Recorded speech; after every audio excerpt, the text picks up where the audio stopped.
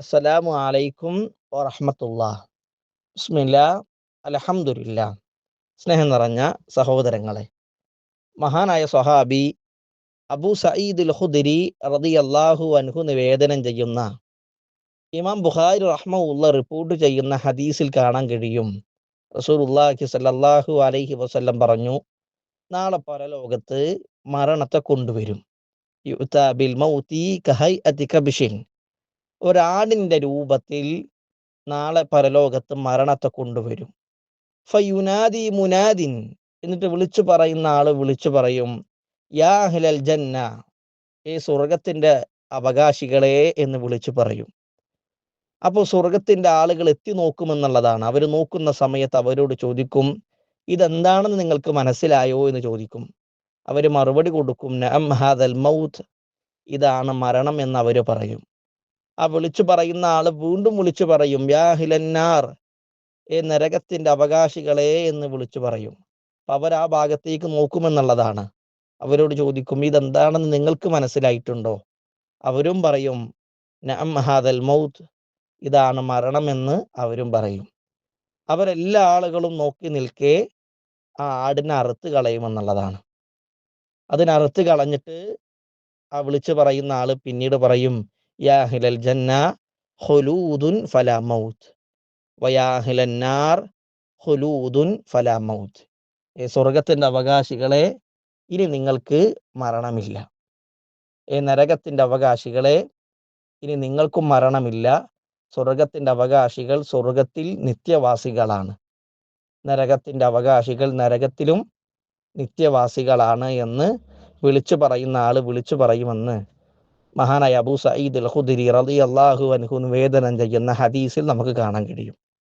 പ്രിയപ്പെട്ട സഹോദരി സഹോദരന്മാരെ, സ്വർഗത്തിൽ ഒരുപാട് സുഖാനുഭൂതികളുണ്ട്. ആ സുഖാനുഭൂതികളുടെ കൂട്ടത്തിൽ ഏറ്റവും പ്രധാനപ്പെട്ട ഒരു വിഷയമാണ് നാളെ റഹ്മാനും റഹീമുമായ അള്ളാഹുവിനെ കാണാൻ കഴിയുക എന്നുള്ളത്. സ്വർഗത്തിന്റെ അവകാശികൾ എല്ലാ ആളുകളും സ്വർഗത്തിൽ പ്രവേശിച്ചതിന് ശേഷം അള്ളാഹു സുബ്ഹാനഹു തആല അവരോട് ചോദിക്കുന്നൊരു ചോദ്യമുണ്ട്, തുരീദൂന ശൈഅൻ അസീദുക്കും, ഇനി നിങ്ങൾക്ക് കൂടുതലായിട്ട് സിയാദത്തായിട്ട് എന്താണ് വേണ്ടത്?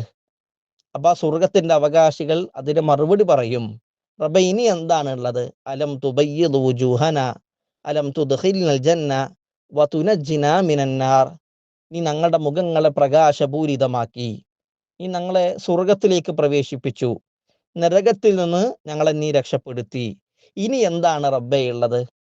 അപ്പൊ റസൂലുള്ളാഹി സ്വല്ലല്ലാഹു അലൈഹി വസല്ലം പറയാണ്, ഫയക്ഷിഫുൽ ഹിജാബ, മറ നീങ്ങുമെന്നുള്ളതാണ്. ആ മറ നീങ്ങുന്ന സമയത്ത് മനുഷ്യന്മാർ അവരുടെ കണ്ണുകൊണ്ട് റഹ്മാനും റഹീമുമായ അള്ളാഹു സുബ്ഹാനഹു തആലയെ കാണുക തന്നെ ചെയ്യും. ആ കാണുന്ന രംഗത്തെക്കുറിച്ച് നബി സല്ലല്ലാഹു അലൈഹി വസല്ലം പറയാണ്, ഫമാ ഉഅ്തു ശൈഅൻ അഹബ്ബ ഇലൈഹിം മിനൻ നദ്രി ഇലാ റബ്ബിഹിം അസ്സ വജല്ല. അള്ളാഹുവിനെ കാണുന്ന ആ ഒരു നിമിഷം, ആ ഒരു സെക്കൻഡ്, ആ ഒരു സമയം, അതായിരിക്കും ഏറ്റവും അവർക്ക് സന്തോഷമായിട്ട് തോന്നുക. ജീവിതത്തിലെ ഏറ്റവും വലിയ ആനന്ദം, ഏറ്റവും അവർക്ക് ഇഷ്ടപ്പെടുന്ന ഒരു നിമിഷമായിക്കൊണ്ട്. സ്വർഗത്തിൽ ഒരുപാട് സുഖാനുഭൂതികളും സ്വർഗത്തിൽ ഒരുപാട് സുഖ സൗകര്യങ്ങളെല്ലാം ഉണ്ട്. പക്ഷേ ഒന്നുമല്ല എന്നവർക്ക് തോന്നും. അള്ളാഹുവിനെ കാണുന്ന ആ ഒരു നിമിഷം, അള്ളാഹുവിനെ കാണുന്ന ആ ഒരു സെക്കൻഡ്, അതായിരിക്കും ജീവിതത്തിൽ ഏറ്റവും ആനന്ദകരമായി കൊണ്ട് അവർക്ക് തോന്നുക എന്ന് ഹബീബുന റസൂലുള്ളാഹി സ്വല്ലല്ലാഹു അലൈഹി വസല്ലം നമ്മളെ പഠിപ്പിച്ചിട്ടുണ്ടെങ്കിൽ, ആ സ്വർഗീയ ജീവിതത്തിന് വേണ്ടി നാം പരിശ്രമിക്കുക. ആ സ്വർഗത്തിൽ ഒരുമിച്ച് കൂടാൻ നമ്മൾ ആത്മാർത്ഥമായി കൊണ്ട് പ്രാർത്ഥിക്കുക. റഹ്മാനും റഹീമുമായ അള്ളാഹു സുബ്ഹാനഹു തആല തൗഫീഖ് നൽകി അനുഗ്രഹിക്കുമാറാകട്ടെ. അസ്സലാമു അലൈക്കും വറഹ്മത്തുള്ളാഹി വബറകാതുഹു. വിസ്ഡം ഇസ്ലാമിക് ഓർഗനൈസേഷൻ അവതരിപ്പിക്കുന്ന നേർവഴി, എല്ലാ ദിവസവും ഏതാനും മിനിറ്റുകൾ സാമൂഹിക, വൈയക്തിക, കുടുംബരംഗങ്ങളെ വിശകലന വിധേയമാക്കുന്നു. അറിയുക, അറിയിക്കുക. നേർവഴി. Peace Radio. Tune to reality.